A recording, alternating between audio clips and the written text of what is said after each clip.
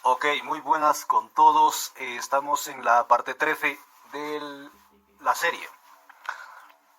Una realidad aparte. Nuevas conversaciones con Don Juan. Parte 10 parte 13 y el capítulo 16. Ya vamos llegando poco a poco al final. Bueno, dice así. Llegamos al mismo valle al atardecer el 15 de diciembre de 1969, mientras cruzábamos los matorrales. Don Juan mencionó repetidas veces que las direcciones o puntos de orientación tenían importancia crucial en la empresa que yo iba a emprender. Debes determinar la dirección correcta apenas llegues a la punta de un cerro, dijo Don Juan. No más te veas en la punta, enfrente a esa dirección, señaló el sureste.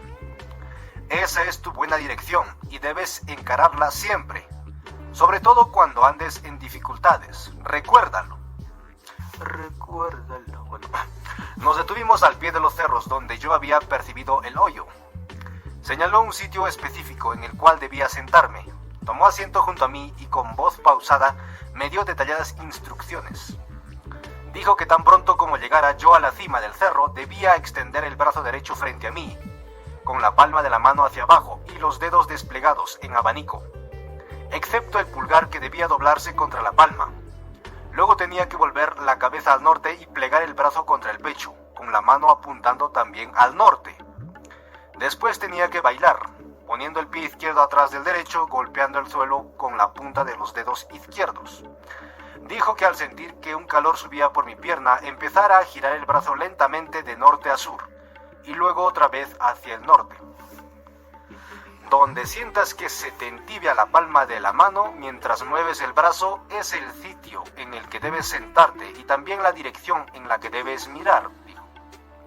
Si el sitio queda hacia el este o si está en esa dirección, señaló de nuevo el sureste, los resultados serán excelentes. Si el sitio donde tu mano se calienta está para el norte, te darán una buena paliza, pero puedes volver la marea a tu favor. Si el sitio queda para el sur, tendrás una pelea dura.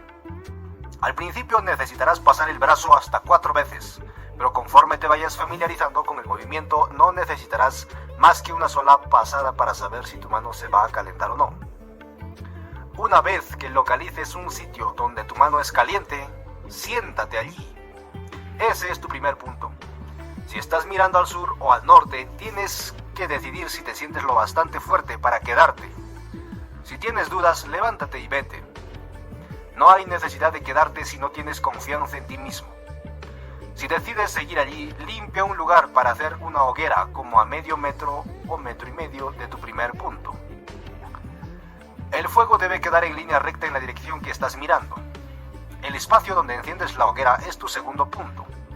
Luego recoge todas las ramas que puedas entre los 2 puntos y prende la hoguera. Siéntate en tu primer punto y mira el fuego. Tarde o temprano llegará el espíritu y lo verás. Si no se te calienta la mano para nada, después de 4 movimientos, gira el brazo despacio de norte a sur. Y luego da la vuelta y gíralo hacia el oeste. Si tu mano se calienta en cualquier sitio hacia el oeste, deja todo y echa a correr. Corre cuesta abajo hacia el terreno llano y no voltees, oigas o sientas lo que sea detrás de ti. Tan pronto como llegues al terreno llano, por más asustado que estés, no sigas corriendo. Tírate al suelo, quítate la chamarra, haz la bola contra tu ombligo y acurrúcate con las rodillas contra el estómago. También debes cubrirte los ojos con las manos y los brazos tienen que estar apretados contra los muslos. Debes quedarte en esa posición hasta que amanezca. Si sigues estos pasos sencillos, no sufrirás el menor daño. En caso de que no puedas llegar a tiempo al terreno llano, tírate al suelo ahí donde estés. Te va a ir pero muy mal. Te van a acosar, pero si conservas la calma y no te mueves ni miras, saldrás sin un rasguño. Ahora, si tu mano no se calienta para nada, cuando la muevas hacia el oeste, mira de nuevo al este y corre en esa dirección hasta que te quedes sin aliento. Párate allí y repite las mismas maniobras. Has de seguir corriendo hacia el este, repitiendo estos movimientos hasta que se te caliente la mano. Después de darme estas instrucciones, me hizo repetirlas hasta que las memoricé. Luego estuvimos largo rato sentados en silencio. Un par de veces intenté revivir la conversación, pero él me obligó a callar con un gesto imperativo. Oscurecía cuando don Juan se puso en pie y sin ninguna palabra empezó a trepar el cerro. Fui tras él. En la cima, ejecuté todos los movimientos prescritos. Don Juan me observaba atentamente a corta distancia. Actué con mucho cuidado y con lentitud deliberada. Traté de sentir algún cambio perceptible de temperatura, pero no podía descubrir si la palma de mi mano se calentaba o no. Para entonces había oscurecido bastante, pero aún pude correr hacia el este sin tropezar en los arbustos. Dejé de correr al hallarme sin aliento, lo cual sucedió no demasiado lejos de mi punto de partida. Me encontraba cansado y tenso en extremo. Me dolían los antebrazos y las pantorrillas. Repetí allí todos los movimientos marcados y obtuve los mismos resultados negativos. Corrí en lo oscuro 2 veces más y entonces, al girar el brazo por tercera vez, mi mano se calentó sobre un punto hacia el este. El cambio de temperatura fue tan definido que me sorprendió. Me senté a esperar a don Juan. Le dije que había percibido un cambio de temperatura en mi mano. Me indicó que procediera y recogí todas las ramas secas que pude hallar y encendí una hoguera o una fogata. Él se sentó a mi izquierda a medio metro de distancia. El fuego trazaba extrañas siluetas danzantes. A ratos las llamas se hacían iridescentes, se volvían azulosas y luego blanco brillante. Expliqué ese insólito juego de colores asumiendo que lo producía alguna propiedad química específica de las varas y ramas secas que reuní. Otro aspecto muy poco usual del fuego eran las chispas. Las nuevas ramas que yo seguía añadiendo creaban chispas desmesuradas. Pensé que eran como pelotas de tenis que parecían estallar en el aire. Miré el fuego fijamente como creía que don Juan me había recomendado y me mareé. Él me dio su guaje de agua y me hizo seña de beber. El agua me relajó y me produjo una deliciosa sensación de frescura. Don Juan se inclinó para susurrarme al oído que no tenía que clavar la vista en las llamas, que solo observara en la dirección del fuego. Tras casi 1 hora de observar, sentía yo un gran frío viscoso. En cierto momento en que estaba a punto de agacharme a recoger una vara, algo como un insecto o una mancha en mi retina pasó, cruzando de derecha a izquierda, entre mi persona y el fuego. Inmediatamente me retraje. Miré a don Juan y él me indicó, con un movimiento de barbilla, mirar de nuevo las llamas. Un momento después, la misma sombra cruzó en dirección opuesta. Don Juan se puso en pie rápidamente y empezó a apilar tierra suelta encima de las ramas ardientes hasta apagar por entero las llamas. Ejecutó la maniobra con velocidad increíble. Cuando me moví para ayudarlo, ya él había acabado de extinguir el fuego. Pisoteó la tierra sobre los rescoldos y luego casi me arrastró cuesta abajo y hacia la salida del valle. Caminaba muy aprisa, sin volver la cabeza, y no me permitió hablar en absoluto. Cuando llegamos a mi coche, horas después, le pregunté qué era la cosa que vi. Sacudió la cabeza imperativamente y viajamos en completo silencio.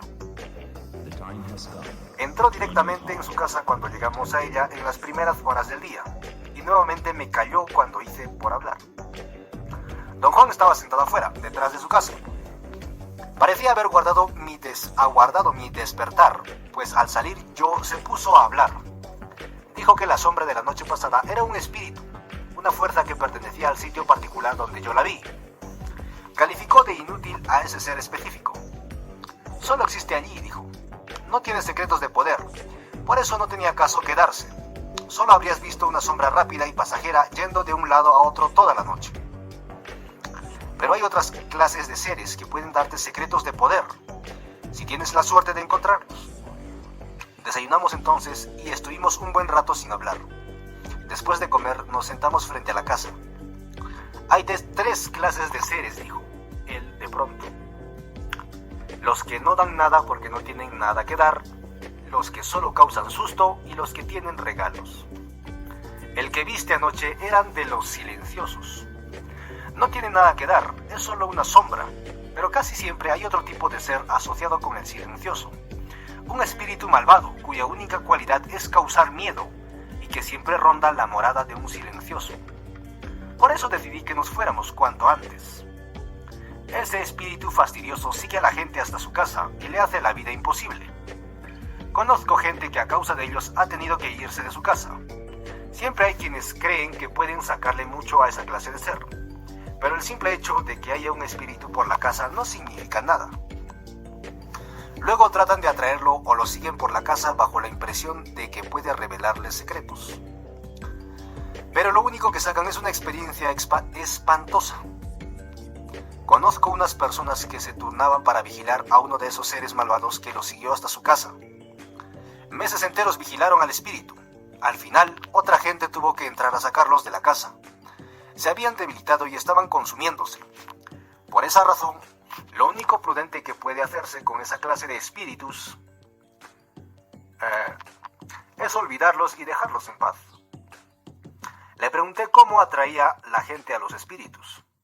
Dijo que primero se ponían a pensar dónde sería más probable que el espíritu apareciera y luego colocaban armas en su camino, con la esperanza de que las tocase, pues era sabido que a los espíritus les gustan los atavíos de guerra. Don Juan dijo que cualquier clase de armamento, cualquier objeto tocado por un espíritu se convertía por derecho en objeto de poder. Sin embargo, se sabía que el tipo avieso de ser nunca tocaba nada, sino solo producía la ilusión auditiva del ruido. Pregunté entonces a don Juan en qué forma tales espíritus causan miedo. Dijo que su manera más común de asustar a la gente era aparecer como una sombra oscura, con figura de hombre, que recorría la casa creando un estruendo temible o bien sonido de voces, o como una sombra oscura que de repente se abalanza desde un rincón oscuro. Don Juan dijo que la tercera clase de espíritus era un verdadero aliado, un dador de secretos. Ese tipo especial existía en sitios solitarios y abandonados, sitios casi inaccesibles. Dijo que quien deseara hallar a uno de estos seres debía viajar lejos e ir solo. En un sitio distante y solitario tenía que dar solo todos los pasos necesarios. Tenía que sentarse junto a su hoguera e irse de inmediato si veía la sombra. Pero debía quedarse si encontraba otras condiciones, como un viento fuerte que matara su fuego y le impidiera encenderlo, nuevamente durante 4 intentos, o si en un árbol cercano se rompía una rama. La rama tenía que romperse en realidad, y había que cerciorarse de que no solo era el ruido de una rama rota. Otras condiciones que debían tenerse en cuenta eran piedras que rodaran o guijarros arrojados al fuego, o cualquier ruido constante, y entonces había que caminar en la dirección en que ocurriera cualquiera de estos fenómenos, hasta que el espíritu se revelara. Un ser de esos tenía muchos modos de poner a prueba a un guerrero. Saltaba de pronto a su paso, bajo la apariencia más horrenda, o agarraba al hombre por la espalda y no lo soltaba y lo tenía sujeto en el suelo durante horas. También podía derribarle un árbol encima. Don Juan dijo que esas eran fuerzas verdaderamente peligrosas, y aunque incapaces de matar a un hombre mano a mano, podían matarlo de susto o dejarle caer objetos, o al aparecer de pronto para hacerlo tropezar, perder pie y rodar a un precipicio. Me dijo que si alguna vez encontraba yo uno de esos seres bajo circunstancias inapropiadas, por ningún motivo debía tratar de luchar con él, porque me mataría, me robaría el alma, de modo que debía tirarme al suelo y soportar hasta el amanecer. Cuando un hombre está frente al aliado, el dador de secretos tiene que reunir todo su valor y agarrarlo antes de que el otro lo agarre a él, o perseguirlo antes de que lo persiga. La persecución ha de ser sin tregua y luego viene la lucha. El hombre debe derribar por tierra al espíritu y tenerlo allí hasta que le dé poder. Le pregunté si estas fuerzas tenían sustancia, si era posible tocarlas realmente. Dije que la sola idea de un espíritu me refería a algo etéreo. No los llames espíritus, respondió. Llámalos aliados, llámalos fuerzas inexplicables. Quedó un rato en silencio. Luego se acostó de espaldas y reclinó la cabeza en los brazos cruzados. Insistí en saber si esos seres tenían sustancia. Claro que tienen sustancia, dijo. Cuando luchas con ellos, son sólidos, pero esa sensación no dura más que un momento. Esos seres confían en el miedo de uno. Por eso, si el que lucha con alguno de ellos es un guerrero, el ser pierde su tensión muy aprisa, mientras el hombre cobra más vigor. uno puede en verdad absorber la tensión del espíritu. ¿Qué clase de tensión es?, pregunté. Poder. Cuando uno los toca, vibran como si estuvieran listos a rasgarlo a uno en pedazos, pero es solo un alarde. La tensión termina cuando uno mantiene firme la mano. ¿Qué pasa cuando pierden su tensión? ¿Se vuelven como aire? No, solo se vuelven flácidos. Todavía siguen teniendo sustancia, pero no es como nada que uno haya tocado jamás. Más tarde, al anochecer, le dije que tal vez lo que vi la noche anterior pudo ser solo una polilla. Rió y explicó con mucha paciencia que las polillas vuelan de un lado a otro solamente en torno de los focos de luz eléctrica, porque un foco no puede quemarles las alas. Un fuego, en cambio, las quemaría la primera vez que se les acercaran. También señaló que la sombra cubría todo el fuego. Cuando mencionó eso, recordé que en verdad la sombra era extremadamente grande y que durante un momento obstruyó la vista de la hoguera. Sin embargo, aquello sucedió tan rápido que no lo enfaticé en mi primer recuento. Luego don Juan señaló que las chispas eran muy grandes y volaban hacia mi izquierda. Yo mismo había advertido eso. Dije que probablemente el viento soplaba en esa dirección. Don Juan repuso que no había ningún viento. Eso era verdad. Al rememorar mi experiencia pude recordar que la noche estaba quieta.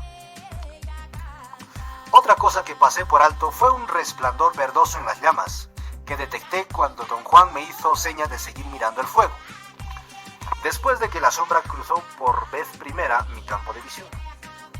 Don Juan me lo recordó.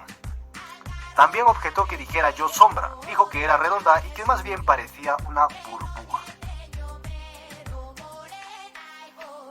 2 días después, el 17 de diciembre de 1969, don Juan dijo en tono muy casual que yo conocía todos los detalles y las técnicas necesarias para ir solo a los cerros y obtener un objeto de poder. El cazador de espíritus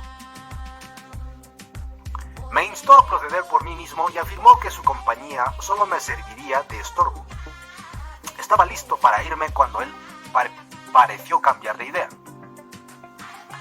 No eres lo bastante fuerte, dijo. Iré contigo hasta el pie de los cerros.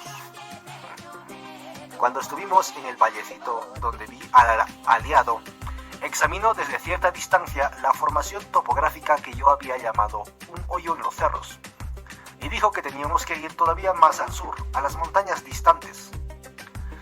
La morada del aliado se hallaba en el punto más lejano que podía ver por el hoyo. Miré la configuración y solo pude discernir la masa anulosa de las montañas.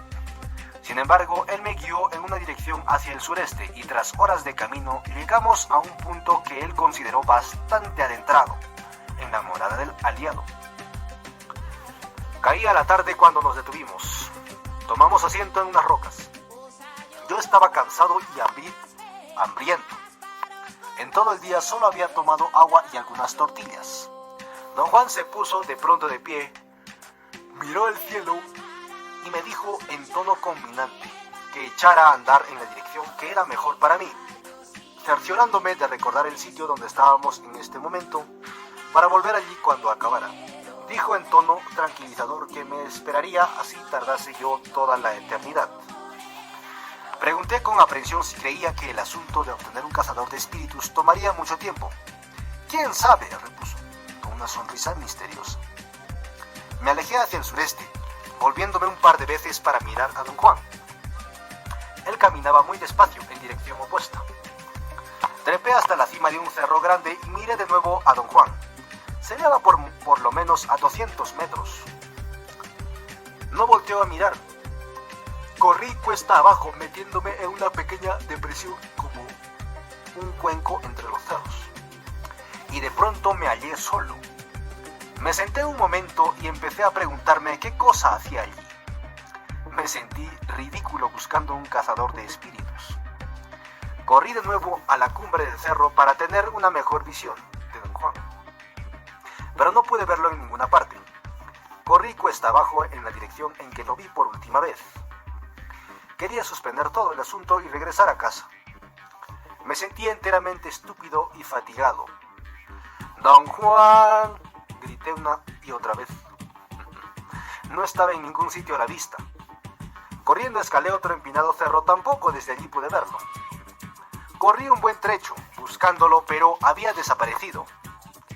Desanduve mi camino y luego volví al lugar donde nos separamos.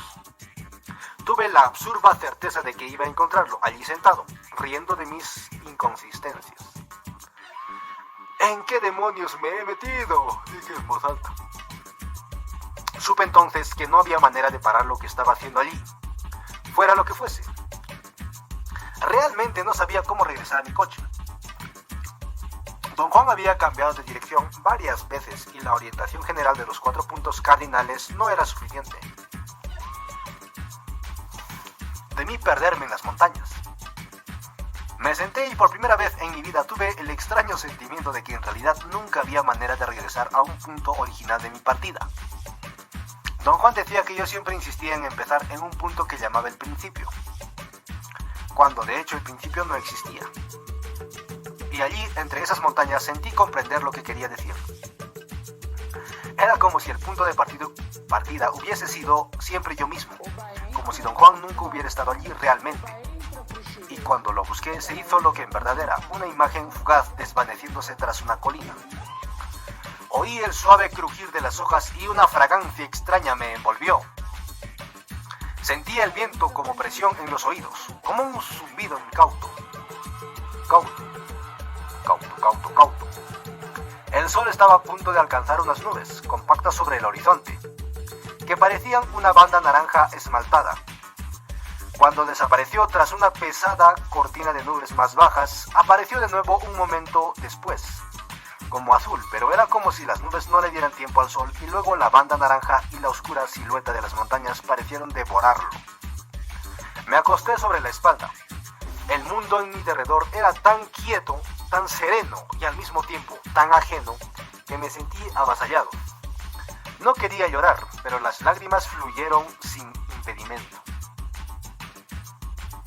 Permanecí horas en esta postura. Levantarme era casi imposible.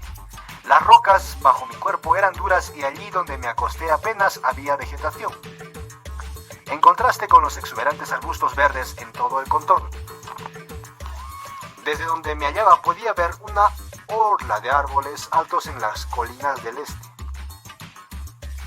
Finalmente oscureció bastante. Me sentí mejor. De hecho, casi experimentaba contento. Para mí, la semioscuridad era mucho más sustento y refugio que la dura luz del día. Me puse en pie, trepé a la cima de un cerro pequeño y empecé a repetir los movimientos que Don Juan me enseñó. 7 veces corrí hacia el este y entonces noté un cambio de temperatura en la mano. Encendí el fuego en chinga e inicié una guardia cuidadosa, como Don Juan había recomendado, observando cada detalle. Horas pasaron y comencé a sentir mucho frío y cansancio. Había juntado una buena pila de ramas secas. Alimenté el fuego y me acerqué más a él. La vigilia era tan ardua e intensa que me agotó. Empecé a cabecear. En 2 ocasiones me quedé dormido y desperté solo cuando mi cabeza cayó hacia un lado. Tenía tanto sueño que ya no podía vigilar el fuego.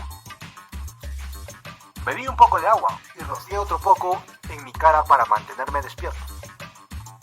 Solo por breves momentos lograba combatir la somnolencia, sin saber cómo. Me había desanimado e irritado. Me sentía un perfecto estúpido por estar allí, y eso me daba una sensación irracional de frustración y desaliento. Estaba fatigado, hambriento, con sueño y despierto. Añadí un montón de ramas secas a la hoguera y me acosté a dormir. La búsqueda de un aliado y un cazador de espíritus era en ese momento una empresa de lo más ridículo y extravagante. Tenía tanto sueño que ni siquiera podía pensar ni hablar solo. Me quedé dormido. Un fuerte crujido me despertó de pronto. Al parecer el ruido, fuera lo que fuera, había sido justamente encima de mi oído izquierdo, pues yo estaba sobre el costado derecho. Me senté completamente despierto. Mi oído izquierdo zumbaba, ensordecido por la proximidad y la fuerza del sonido. Debo haber dormido solo un corto rato, a juzgar por la cantidad de ramas secas que aún ardían en el fuego. No oí más sonidos. pero permanecí alerta y seguí alimentando las llamas. Por mi mente cruzó la idea de que tal vez me había despertado un disparo. Tal vez alguien andaba cerca observándome, disparando contra mí. La idea se hizo muy angustiosa y creó una avalancha de miedos racionales. Tuve la seguridad de que alguien era dueño de esa tierra y siendo así podían tomarme como un ladrón y matarme. O podrían matarme para robarme, ignorando que yo no tenía nada encima. Experimenté un instante de terrible preocupación por mi seguridad. Sentía la sensación o la tensión en los hombros y en el cuello. Moví la cabeza hacia arriba y hacia abajo. Los huesos del cuello crujieron. Seguía mirando el fuego, pero no advertí en él nada fuera de lo común, ni oía más ruidos. Tras un rato me sosegué bastante y se me ocurrió que acaso don Juan estaba en el fondo de todo esto. Rápidamente me convencí de que así era. La idea me hizo reír. Tuve otra avalancha de conclusiones radicales, racionales, felices esta vez. Pensé que don Juan sospechó que yo iba a cambiar de parecer con respecto a quedarme en las montañas, o me vio correr tras él y se escondió en una cueva oculta o detrás de un arbusto. Luego me siguió y al verme dormido me despertó rompiendo una rama seca en mi oído. Añadí más ramas al fuego y empecé a mirar el entorno en forma casual y encubierta para ver si podía localizarlo, aún sabiendo que si andaba escondido por ahí no me sería posible descubrirlo. Todo era completamente plácido. Los grillos, el viento que azotaba los árboles en las laderas de los cerros, el suave sonido crujiente de las varas al encenderse. Volaban chispas, pero eran chispas ordinarias. De pronto oí el fuerte ruido de una rama al partirse en dos. El sonido procedía de mi izquierda. Contuve el aliento y escuché con la máxima concentración. Un instante después oí que otra rama se quebraba a mi derecha. Luego percibí que el leve sonido lejano de las ramas rotas en lo lejano. Era como si alguien las pisara, haciéndolas crujir. Los sonidos eran ricos y plenos, con un matiz de lozanía. Además, parecían irse acercando a mí. Tuve una reacción muy lenta. No sabía si escuchar o levantarme. Deliberaba qué hacer cuando repentinamente el sonido de ramas rotas ocurrió en todo mi derredor. Me envolvió tan rápido que apenas tuve tiempo de saltar a mis pies y pisotear el fuego. Eché a correr cuesta abajo en la oscuridad. Mientras cruzaba los arbustos me vino la idea de que no había tierra llana. Iba a la mitad del cerro cuando sentí algo detrás,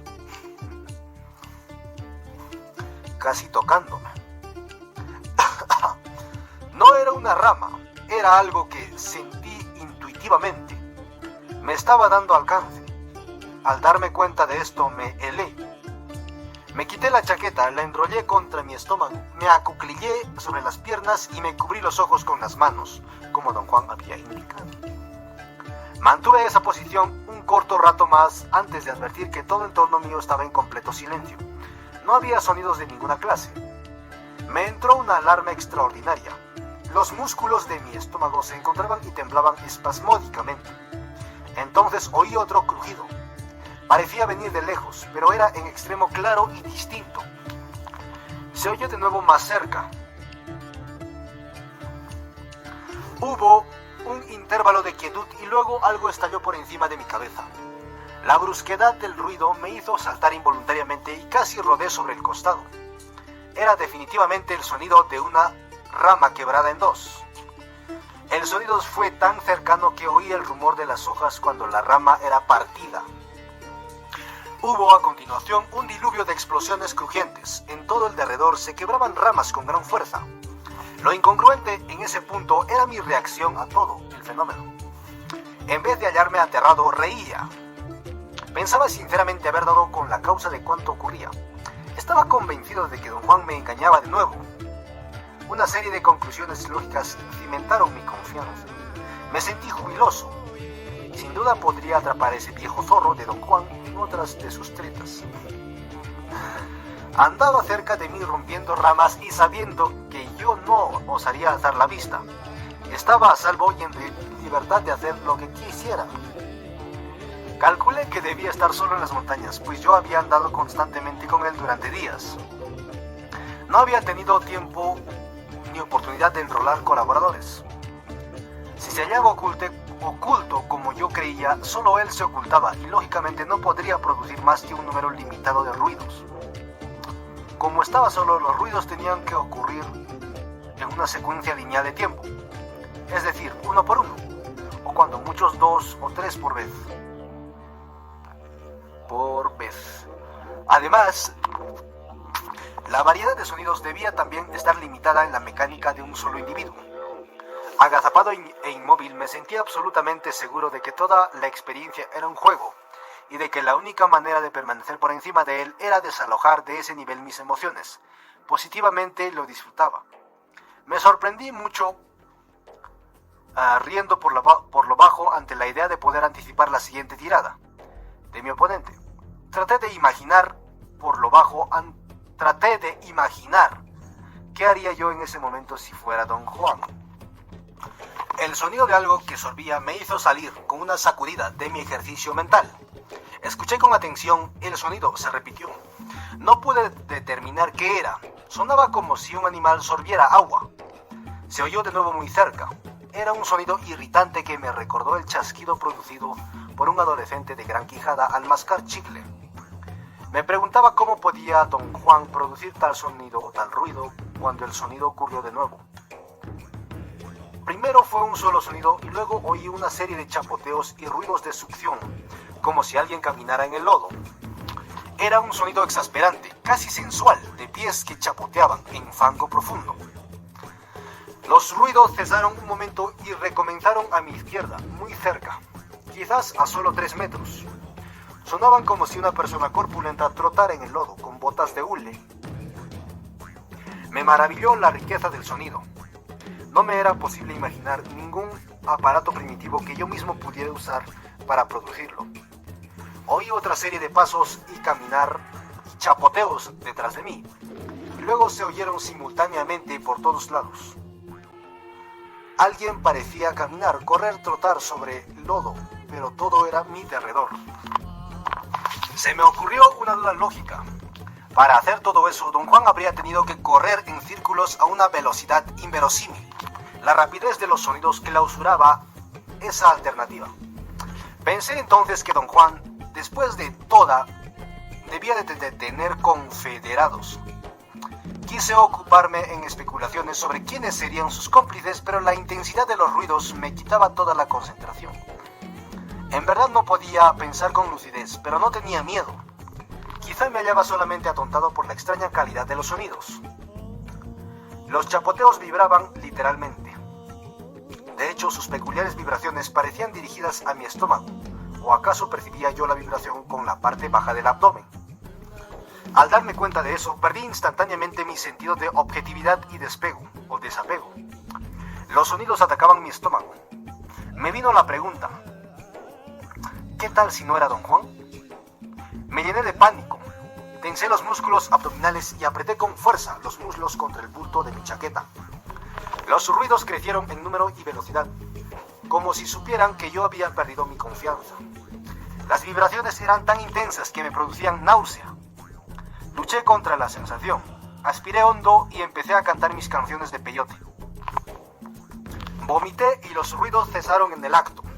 Se sobrelaparon los sonidos de grillos y viento y los distantes ladridos en staccato de los coyotes. La abrupta cesación me permitió un respiro y evalué mi circunstancia. Un corto rato más antes me había hallado del mejor humor, confiado y sereno.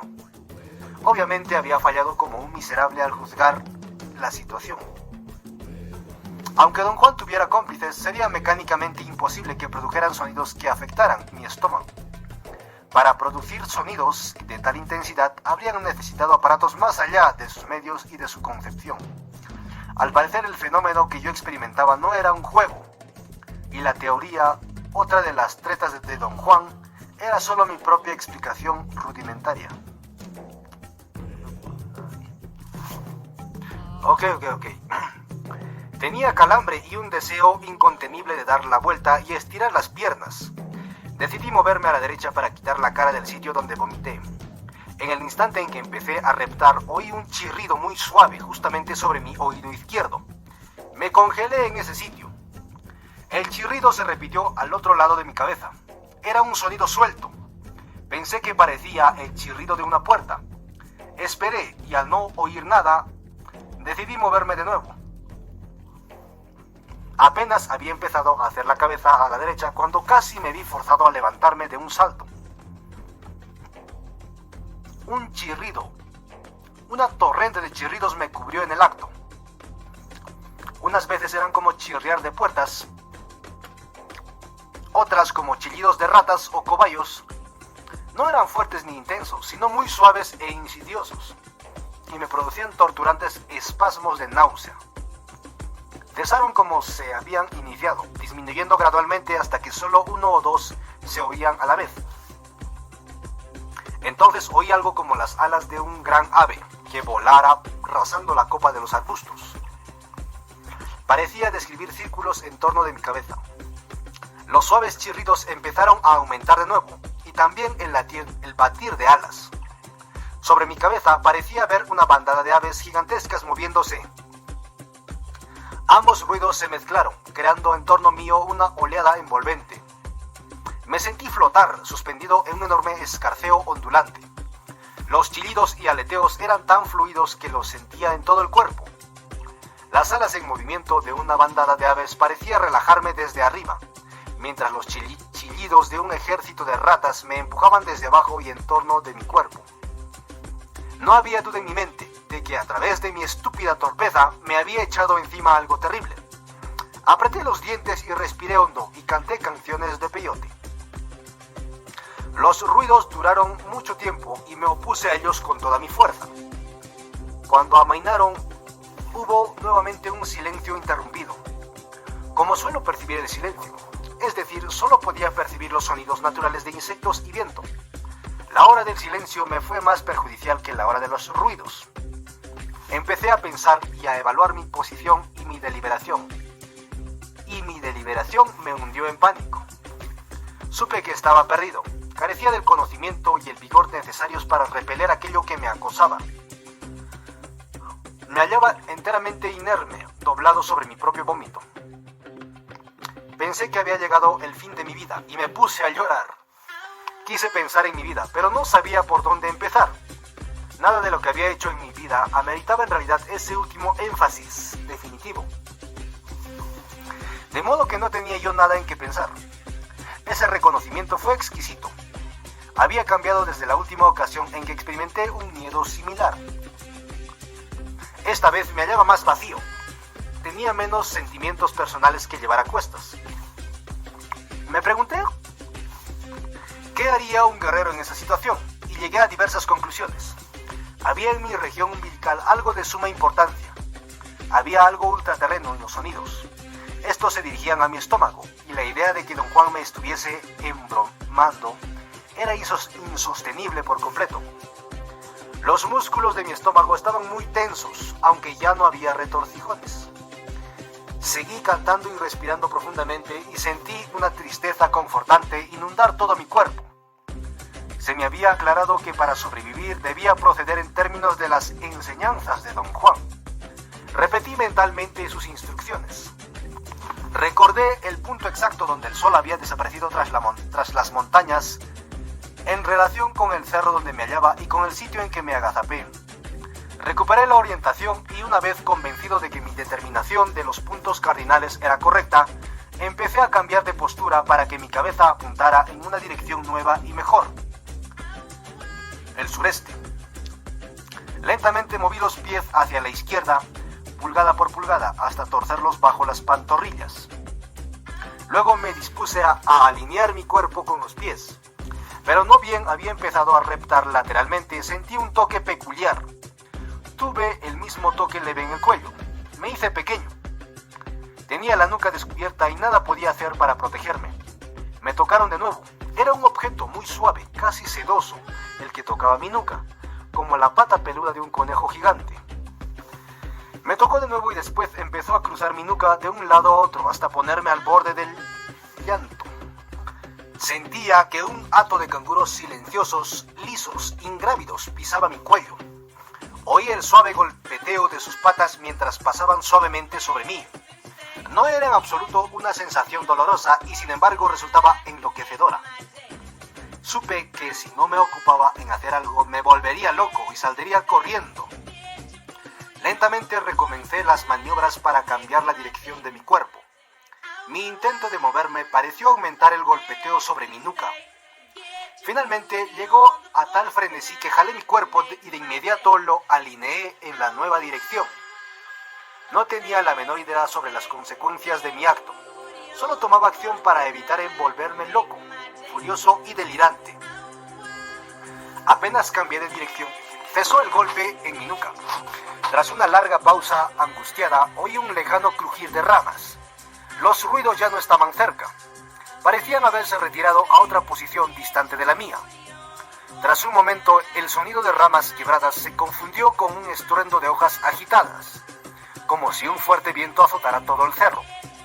Todos los arbustos en torno mío parecían sacudirse, pero no soplaba viento. El rumor y los crujidos me dieron la sensación de que el cerro estaba en llamas. Mi cuerpo estaba rígido como una roca. Sudaba copiosamente. Empecé a sentir calor y más calor. Por un momento estuve enteramente convencido de que el cerro se quemaba. No eché a correr porque estaba tan tieso que me hallaba paralizado. De hecho, ni siquiera podía abrir los ojos. Todo lo que me importaba entonces era ponerme en pie y huir del fuego. Tenía calambres terribles que empezaron a cortarme el aire. Me concentré en tratar de respirar.